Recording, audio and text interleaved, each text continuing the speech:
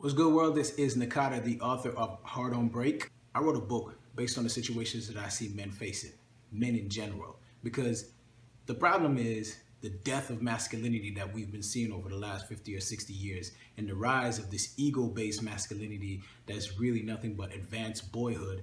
And we're seeing it on unprecedented levels, and it's being pushed through the media consistently over the last 60 or 70 years. They have defined for us what they believe a man is. And so therefore you got a lot of men walking around here thinking that they're men based on the ego, based on these superficial ideals. And so when men start to look at the relationships that they find themselves in and realistically understand that, hey, I'm part of the reason why this relationship has failed, why this relationship is failing, why I got divorced, why my children hate me, why my son is in jail, whatever the case is. Men are to be blamed as well too. If anything, if a man wants to be the leader, then he should take the blame almost exclusively. I'll put the blame squarely on my shoulder because at the end of the day, you can't point a finger at anybody else. It's called personal accountability because you can only be responsible for what you're responsible for. And realistically, if you know that you made some mistakes and the woman responded to you based on those mistakes that you made, then it's your fault. You see, but being single today for a lot of men is a hard thing to do. A couple years ago, I had a buddy who was always talking about how he hates being single. He always talk about the trials and tribulations of going out with women and spending all this money and then finding out that he can't even have a fruitful conversation with these women. He would just be like, man, I can't believe this and I can't believe that and this, that, and that. He'll talk about being single and how he hates it. And I used to say to him, dude, you're a real talented cat. You're a real good catch. Like, I know women are interested in you, so what's the deal? Dude would always say to me, yo, I'm a real picky guy. And I'd be like, yeah, you're real picky, too picky sometimes. And eventually he would say it over and over, and he would always talk about how he wouldn't settle. And I had to program that in my mind, and I had to think about it myself as well too, because me, myself, it's not like I ever had a problem with being single because women were always there. Women were always willing to be there, and I always had a line. And that's the case for most men, especially if you're fairly decent, fairly attractive, you're tall, athletic, and you seem like that masculine build that most women are attracted to. You're going to have a long line of women waiting to be with you. However, being attractive, being masculine, being popular, having high status doesn't have anything to do with whether or not you have the capacity to execute a fulfilling relationship. And that's really why I say men need to be single. We do not know how to be in relationships, and we really need to take a break from relationships to analyze the moves that we've made before. My book, Hard on Break, is about being single. It's called Hard on Break, meaning that you're taking a break from relationships. And men need to take breaks from relationships to better themselves. The dysfunction that's common in today's relationships, they go so far beyond us that we wouldn't even know where to begin to fix the problem if we're currently in a relationship with a woman. More men definitely need to make the commitment to being single because the process of being single is not really about abstaining from sex. It's more about refining yourself. Because let's just look at it like college or something like that. You go to college for let's say 5 years, and that's a refinement process where they prepare you to enter into a specific field where when you get in that field, you're still going to be a newbie. You're still not going to have any experience. You're still going to have to climb up a particular ladder. With all that information that you accumulated after 5 years, you just jump back in the pool and you're a nobody. The same thing with relationships. Men need to be able to take breaks from relationships and really take the time to analyze their moves, analyze their foundations, analyze their history, analyze a lot of things about themselves, especially where they're coming from, their family situations, because whether you like it or not, you are almost guaranteed to emulate some of what your mother and your father put you through, or what they put themselves through. The bottom line, though, is this. If you look at your relationships and you see nothing but dysfunction, you may actually look at that dysfunction as some form of normalcy. And that's where we really get it wrong, because we have become so accustomed to accepting dysfunction as normal that we don't even know what normal is anymore. And I say this because I believe that the lack of male development, the lack of true masculinity, this fake masculinity, this boy masculinity. Look at the state of the family in America. I mean, it's dying. If we're talking about upwards of 70% of the marriages failing, we can't just blame that on women. Yeah, a lot has changed. The feminist movement has really changed the way women view themselves, the way women view families, the way the way women view the power structure, politics, and all these other things. So you constantly see women changing over the last 60 years or so. But do you see men changing? Are the ideologies amongst men changing? Are men getting better? Are men adapting to the way things are to produce prosperous relationships? And if you look at it on a holistic scale, the answer is probably no. The time that a man can take being by himself, separating himself from women to refine himself, to find himself, to really focus in on what his purpose is and why he's here, that could be the time of his life where he actually makes all the necessary breakthroughs that are necessary for him to live that life that he always wanted for himself. You see, God put us here for different reasons. And what I do know is this: if you know that you've been placed here for a specific reason, however, you keep finding yourself running into roadblocks and finding yourself in situations that decrease your ability to accomplish what you came here for, what excuse do you have? You can't blame that on a woman. And honestly, a lot of guys have been told that they can do it all. They can have the job, they can have a girlfriend, they can have a side piece, they can have children, they can have a business. You can't do it all. There comes a time where you have to, you have to close all of these different energies off and take time to focus on your path. And I think that this is one of the things that is really not being discussed holistically in the Black community.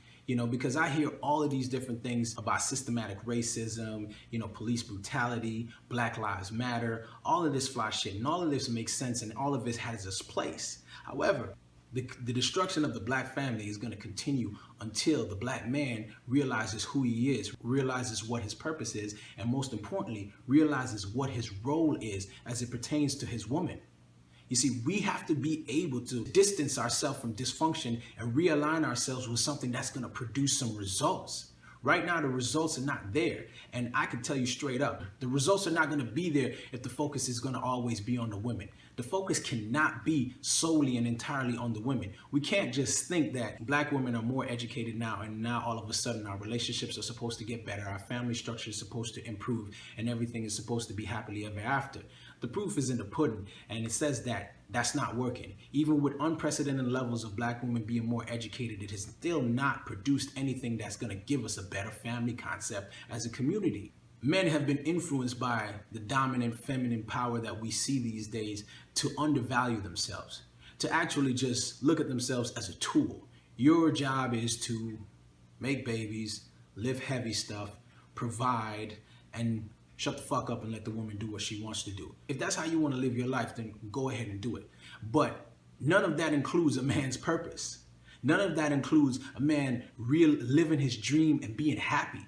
And it's never going to include living your purpose, living your dream, and being happy if you put the relationship first, if you put the job first, if you put your mom first because she didn't have a man and she depends on you so heavily, if you put all of these different things that are vying for your energy first before your purpose, a man is never going to really ever achieve any kind of success. And even if he does get love, he does find the best woman to be with and have children with her, if he feels unfulfilled, that relationship is going to be empty.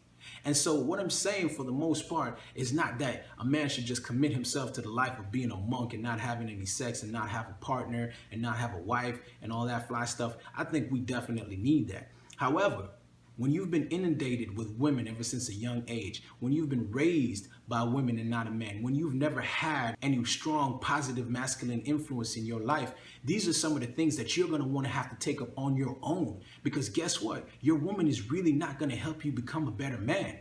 See, her concept of being a man is also defined by the media, is also defined by her experience. If she didn't come from a family where she had her father around and she understood what it's like to respect a man and set boundaries and, be in a relationship and work together in a partnership, then how in the hell is she going to teach a man how to do that?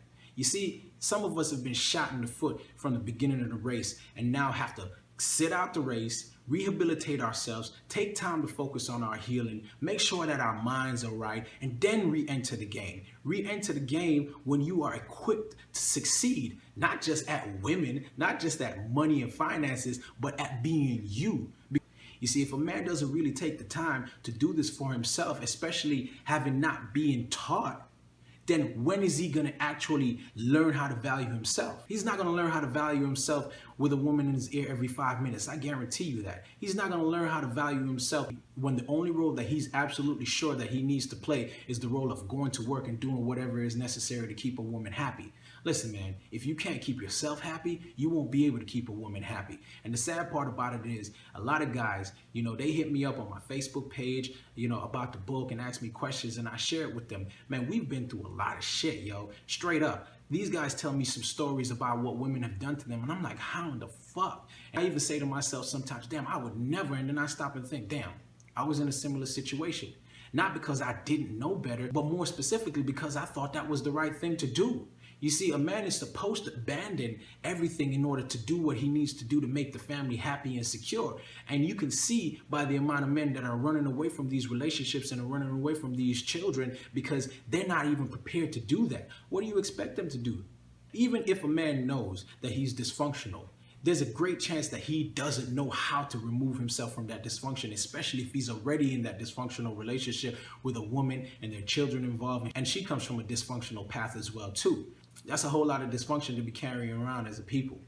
So when I talk about being single and not having sex on your break, not be on the phone every 5 minutes texting and calling with some woman who's interested in you, and taking your time to really go through yourself, analyze your moves, look at your past relationships, understand why you do these things, look at your moms, look at your pops, the lack thereof, all this shit. All of these things are issues that some men are just running desperately from. Whenever you get the opportunity to sit with yourself, to really go into some meditation, to really go into some self-reflection, it's not gonna help you to have somebody interrupt you in that process asking you what you want for dinner. You get what I'm saying? Sometimes you gotta cook your own damn dinner because men just don't know how to tell women no sometimes.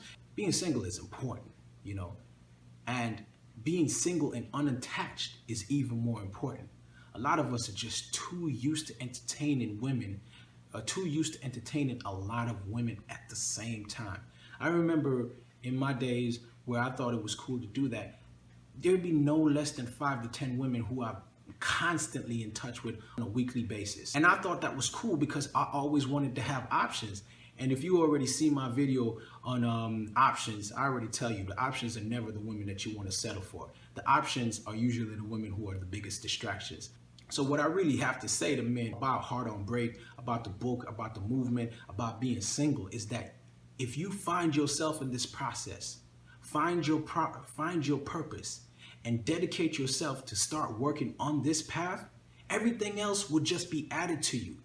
It's kind of like the old saying, seek first the kingdom of God and everything else will be added to you. Seek first the kingdom of yourself. Seek first knowledge of self. Seek first understanding of self. And I'm telling you, you're better off doing this when you're single and when you're by yourself. And listen, even if you're in a little relationship right now, if all your relationships before that ended in some dysfunctional bullshit, then chances are this relationship is going to end in some dysfunctional bullshit too, because you didn't do anything to rectify the situation and better yourself so that way you can have better results. So just end that shit. Take some time off to figure out who you are and what it is you want to do, why you're here, and do whatever it is to dedicate yourself to that 100%. I promise you, women are not going to hate you. Women ain't going nowhere. I mean, you already see how the game is out there. It's so much dysfunction that if you take time out to make yourself better, when you come back, if you had 10 women wanting to be with you before, you're going to have 30 wanting to be with you. And the time that you spend being single and learning yourself and understanding yourself better is also going to give you a better idea of the type of woman you need in your life, not just the type of woman you want. Because I talk about this a lot. We all came up in this video vixen era where you see all of these so-called exotic women, and men have been influenced to want these type of women who are superficial as they come. And see, we've been influenced to like almost everything. So when we take a break from all of that shit and really redefine what it is that we want for ourselves, you're going to come out and realize that all this shit that's been marketed to you for your whole entire life is nothing that you really want to be a part of in the first place. You were just doing it because that's what everybody else was doing. We need to be able to close the door on women and stop dragging them along in the name of busting a nut. Seriously. Do black men need to spend more time being single so that way they can find themselves? Or do you think that they can do it in the concept of a relationship? Tell me about people who have found themselves in a relationship and stayed together. Let me know what y'all think. This is Nakata. author of Hard on Break. This is Hard on Break TV.